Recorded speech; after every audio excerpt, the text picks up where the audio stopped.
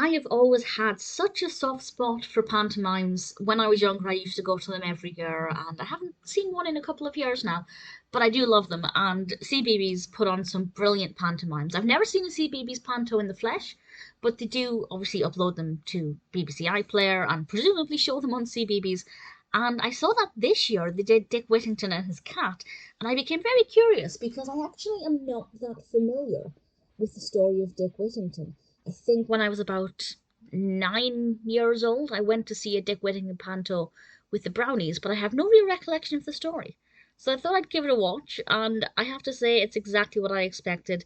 It's high energy, it's brightly coloured. Every time they mentioned the golden hammer, there was a refrain, and it's something that children can join in with, and it's interactive.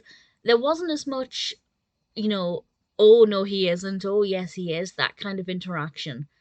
I don't know if that's a technical term for that, but what I found is that the characters were certainly very lively, very colourful, and I never thought I'd like a pigeon, but there's a pigeon character who I actually found to be quite fun. Dick Whittington and his cat go off to London, and there are some rats. There are three rats who are trying to ruin the Christmas parade and basically ruin Christmas for everybody.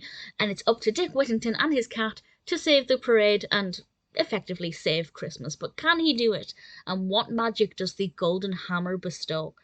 I have to say, it's very well acted. There's a lot of extravagant, over-the-top performances that you can expect with pantomimes, and I love it. I'm, as I said, a big fan of pantos. I've never been in a panto before, but certainly I would love to.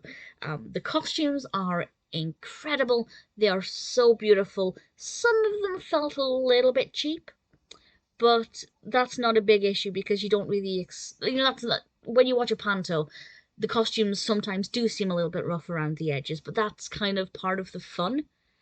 A lot of the makeup is unrealistic and over the top, but it works. And that's what you get with a panto. I think if you've never seen a panto before and you watched this, you might think, what on earth is this? But actually, it's very well acted.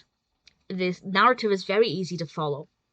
Watching it on BBC iPlayer, it sometimes cuts to the young children in the audience, and they're wearing Santa hats and Christmassy outfits, and it melted my heart, and clearly they're having a fantastic time. The songs in it, there are actually a few songs that I loved, but I have to say, Christmas in London, I think that's the first song, and it is actually my favourite song in it. I actually genuinely really love that song. The choreography is very good, nothing too intricate, nothing too complicated, but very effectively done. I have to say, if you love pantos, give Dick Whittington and his cat a watch. I really enjoyed it. It's a nice change from the 10 billion versions of Cinderella I've seen. I do think the narrative maybe doesn't lend itself as well to panto as the more Disney princess-esque ones do, but I think it works well enough.